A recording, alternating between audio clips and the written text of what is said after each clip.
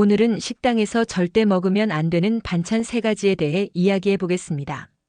한식당에 가면 항상 나오는 풍성한 반찬들 정말 맛있죠. 하지만 그 중에서도 특히 주의해야 할 반찬들이 있다는 사실 알고 계셨나요? 이번 영상을 본격적으로 시작하기 전에 잠시만 시간을 내어 구독과 좋아요를 눌러주시면 더 좋은 영상을 만드는데 큰 힘이 됩니다. 먼저 충격적인 통계부터 말씀드리겠습니다. 식품의약품안전처 자료에 따르면 2023년 한 해 동안 식중독 발생 사례 중 약 35%가 음식점에서 발생했습니다. 특히 반찬으로 인한 식중독 사례들이 꾸준히 보고되고 있는 상황입니다. 평소에 아무 생각 없이 먹었던 그 반찬들이 이렇게 위험할 수 있다는 걸 알고 정말 놀랐습니다. 오늘 말씀드릴 3가지 반찬은 무제한 리필 김치류, 상온에 오래 노출된 나물 반찬, 그리고 재활용 의심 밑반찬들입니다. 각각의 위험성과 구별하는 방법, 그리고 대안까지 자세히 알려드리겠습니다. 첫 번째로 말씀드릴 반찬은 무제한 리필 김치류입니다. 식당에서 김치나 깍두기를 셀프로 가져다 먹어본 적 있으시죠? 하지만 이게 생각보다 정말 위험할 수 있습니다. 식품위생 전문가들에 따르면 셀프 리필 김치의 가장 큰 문제는 교차 오염입니다. 수많은 손님들이 같은 집게를 사용하고 그 과정에서 각종 세균이 전파될 수 있습니다. 특히 김치는 발효식품이라서 상온에서 계속 발효가 진행되는데 여기에 외부 세균까지 들어가면 정말 위험해집니다. 실제로 2022년에는 서울의 한 식당에서 셀프 김치로 인한 집단 식중독 사건이 발생했습니다. 당시 30여 명의 손님이 동시에 식중독 증상을 보였는데 모두 같은 셀프 김치를 먹었던 것으로 조사됐습니다. 환자들은 복통, 설사, 구토 등의 증상을 보였고 일부는 병원 치료까지 받아야 했습니다. 더 심각한 문제는 김치통 안에서 일어나는 교차 오염입니다. 한 명의 손님이 사용한 더러운 집게가 전체 김치를 오염시킬 수 있거든요. 특히 손에 상처가 있거나 감기에 걸린 손님이 사용한 집게라면 더욱 위험합니다. 그럼 어떻게 구별할 수 있을까요? 먼저 김치의 색깔을 확인해 보세요. 너무 밝거나 인위적인 색깔이라면 의심해 볼 필요가 있습니다. 냄새도 중요한 단서입니다. 신맛이 너무 강하거나 이상한 냄새가 난다면 피하는 게 좋습니다. 리필통이 청결하게 관리되고 있는지도 확인해 보세요. 통 주변이 더럽거나 김치 국물이 흘러내려 있다면 위생 관리가 제대로 되지 않고 있다는 신호입니다. 집게나 도구가 깨끗한지도 반드시 확인하세요. 만약 이 중 하나라도 의심스럽다면 과감히 패스하는 게 좋습니다. 대신 직원에게 김치를 더 달라고 요청해서 주방에서 바로 가져온 신선한 김치를 드시거나 아예 김치 없이 식사하는 것도 좋은 방법입니다. 특히 여름철이나 기온이 높은 날에는 더욱 주의가 필요합니다. 더운 날씨에는 세균 번식 속도가 더 빨라지기 때문에 셀프 김치의 위험성이 더욱 커집니다. 이런 날에는 아예 피하시는 게 현명한 선택입니다. 두 번째는 상온에 오래 노출된 나물 반찬입니다. 콩나물, 도라지, 고사리, 시금치 나물 같은 것들 정말 맛있죠. 한국인이라면 누구나 좋아하는 반찬들입니다. 하지만 이런 나물 반찬들이 상온에 오래 놓여 있으면 정말 위험할 수 있습니다. 나물 반찬의 가장 큰 문제는 세균 증식입니다. 특히 조리된 채소류는 상온에서 2시간 이상 방치되면 세균이 급속도로 증식하기 시작합니다. 일반적으로 4도 이하나 60도 이상에서는 세균 증식이 억제되는데 실온인 20도에서 30도에서는 세균이 20분마다 2배씩 증가합니다. 더 구체적으로 설명하면 조리 직후 1만 개의 세균이 있었다면 2시간 후에는 160만 개, 4시간 후에는 무려 2억 5천만 개까지 증가할 수 있습니다.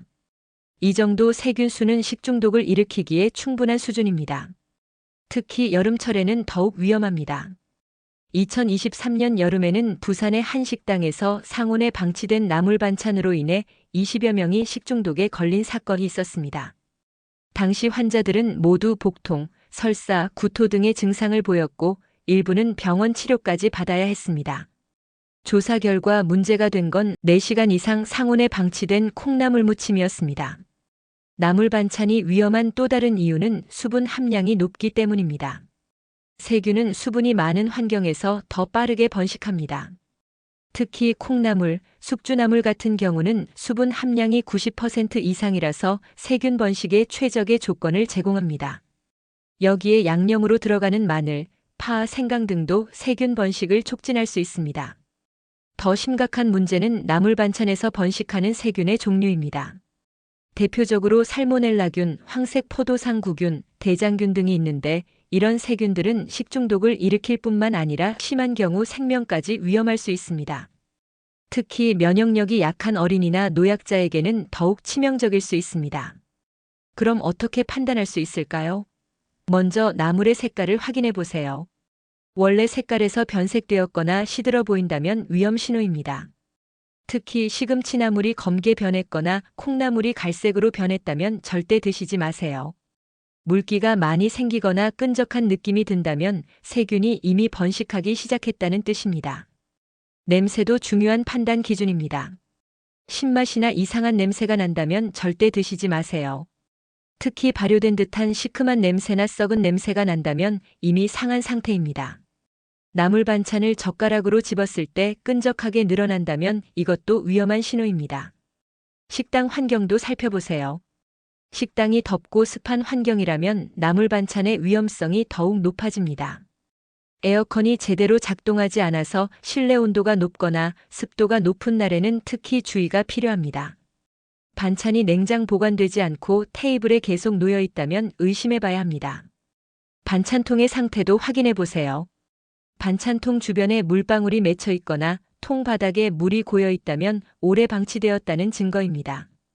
또한 반찬통이 미지근하다면 냉장 보관이 제대로 되지 않았다는 뜻입니다.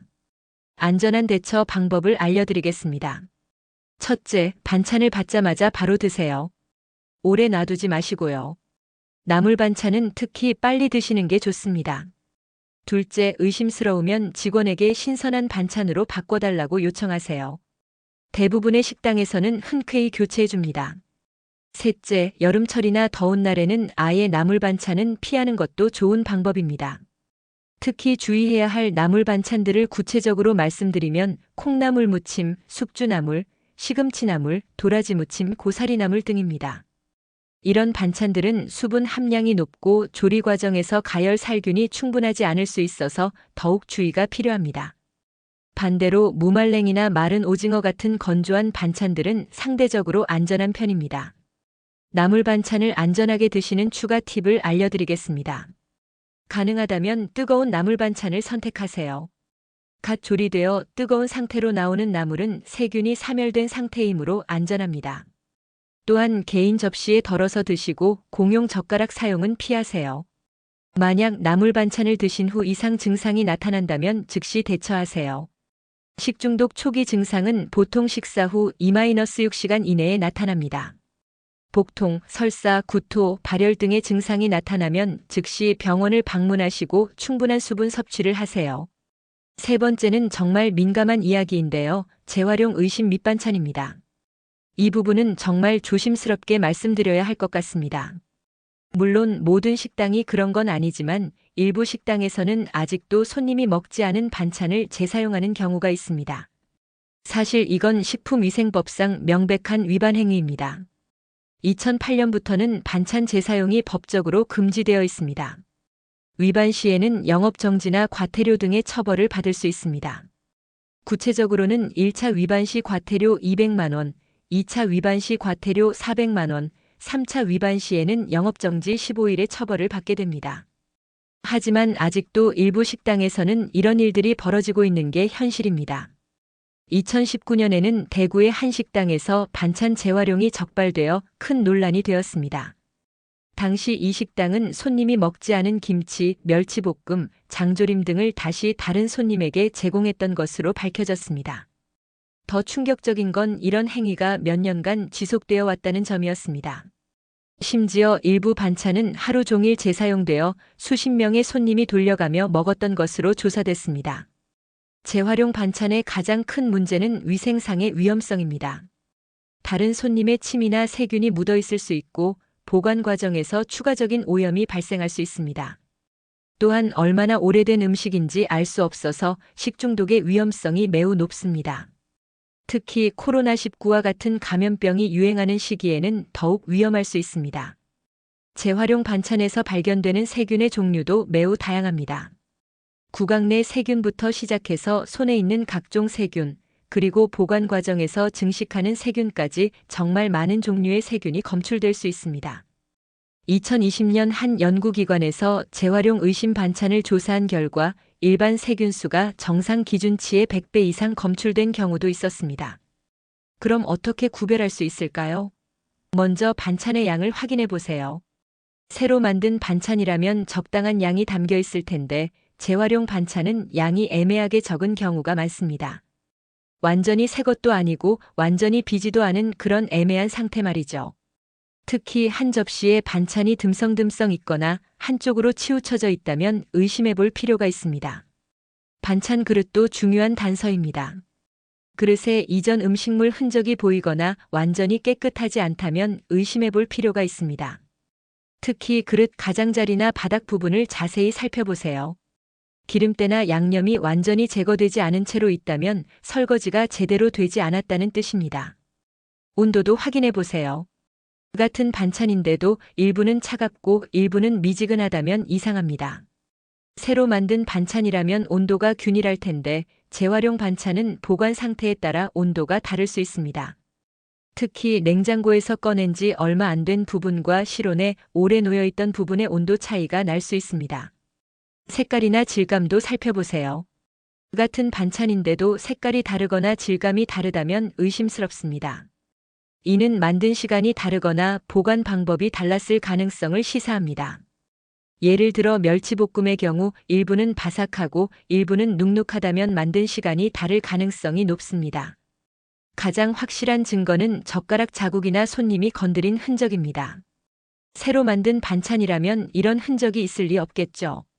만약 이런 흔적이 보인다면 절대 드시지 마세요. 특히 김치나 나물류에서 젓가락으로 뒤섞인 흔적이 보인다면 확실히 재활용 반찬입니다. 반찬의 배치도 살펴보세요. 새로 담은 반찬이라면 깔끔하게 정리되어 있을 텐데 재활용 반찬은 무성의하게 담겨 있는 경우가 많습니다. 특히 여러 가지 반찬이 섞여 있거나 다른 반찬에 양념이 묻어 있다면 의심스럽습니다. 특히 주의해야 할 반찬들을 말씀드리겠습니다. 장조림, 멸치볶음, 김, 땅콩조림 같은 건조한 반찬들이 재활용되기 쉽습니다.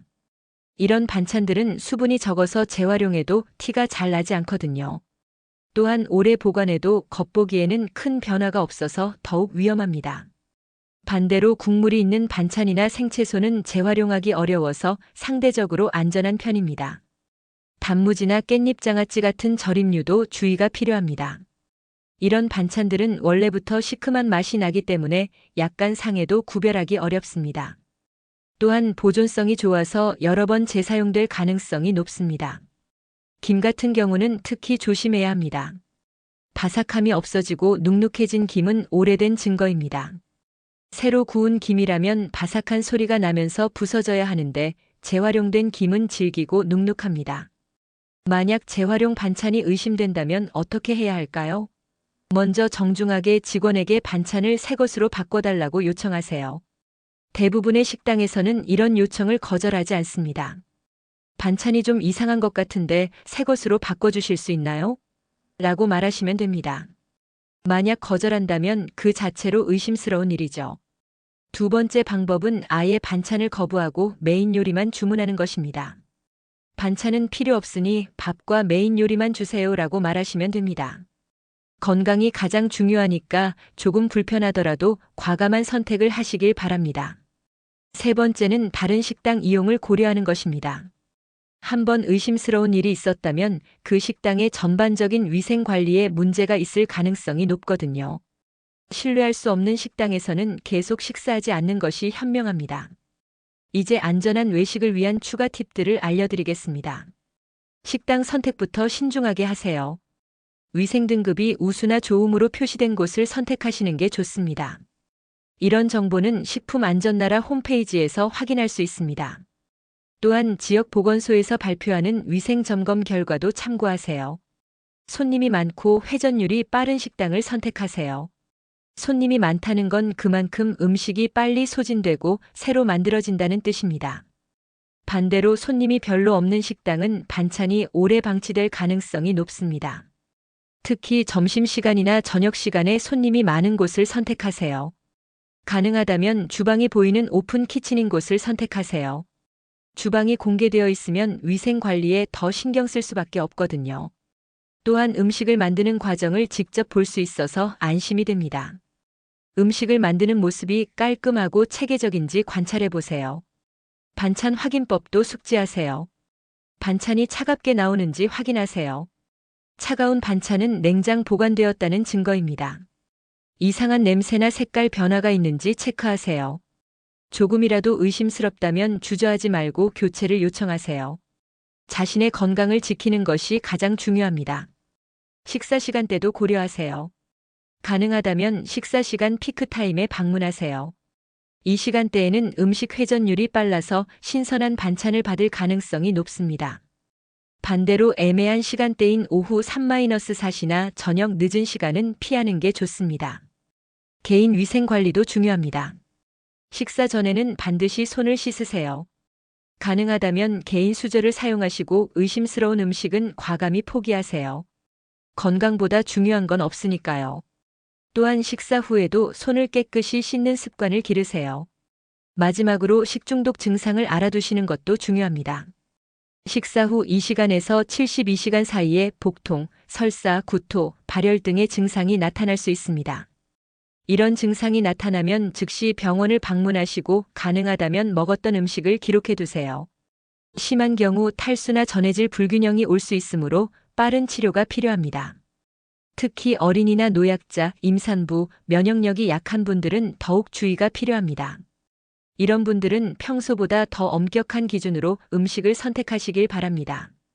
오늘은 식당에서 주의해야 할 반찬 3가지에 대해 알아봤습니다. 무제한 리필 김치류는 교차 오염 위험이 있고 상온 노출 나물 반찬은 세균 증식 위험이 있으며 재활용 의심 밑반찬은 위생법 위반 문제가 있습니다. 이런 정보들을 알아두시면 외식할 때 훨씬 더 안전한 선택을 하실 수 있을 겁니다. 조금 까다로워 보일 수도 있지만 건강보다 중요한 건 없다는 걸 꼭 기억하세요. 의심스러운 반찬은 과감히 거절하고 안전한 식당을 선택하는 지혜를 발휘하시길 바랍니다. 여러분의 건강한 식생활을 위해 오늘 말씀드린 내용들이 도움이 되었으면 좋겠습니다. 안전하고 맛있는 외식 되시길 바랍니다.